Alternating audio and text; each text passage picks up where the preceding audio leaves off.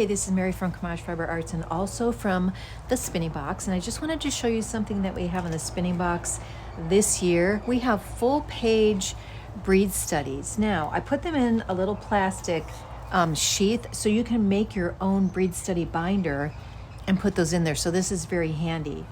This month, one of the breed studies is the East Frisian lamb sheep. So I pull this out. And what I would do is cut these little areas here so I can put in my fiber sample. You may get white or black. I had both colors, so it just depends on what you have. And then what I do is just tuck that little sample right in there.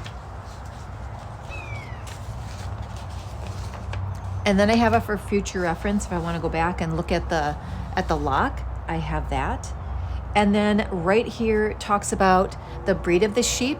And down here is your yarn tracker card that you would use with your SE twist tool to measure the angle of twist, the yarn thickness, what was it worsted or woolen, what was your drafting style, your draft length, counts of treadles, and all that stuff so you can make this yarn again. This is what this is for, so you can make it again. Okay, so that is the paper.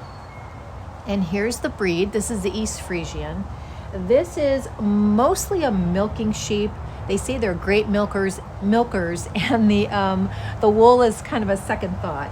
It's about 28 to 33 microns, so it's on the kind of on the lower end of coarse, but you can feel that it is a bit coarse. It does have lanolin, of course, and then the tips will break off because this is a lamb. So the tips are going to break off. Now you want to keep that in mind when you're processing this, because if you scour this and drum card it, which it certainly can be drum carded because of the micron size, these little tips will break off and you'll get neps in your bat. So if you're going to drum card it, what I would suggest first is flick off these tips, scour it, drum card it. If you're going to comb it, you don't need to do any of that, just scour it. And this is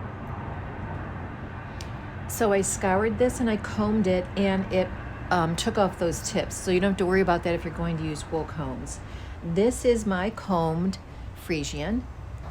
And you can see that this does have a little bit of spring to it. Let me show you the yarn. So this was the white, and this is the spring that it has.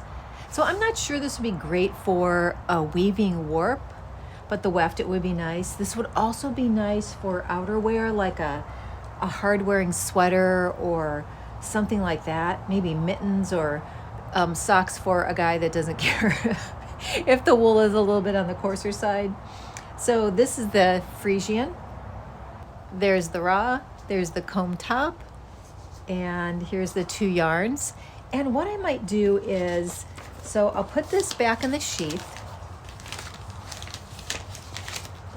and it has a little area that says staple yarn here, but since I did so much, I think what I'm gonna do is just tuck in the yarn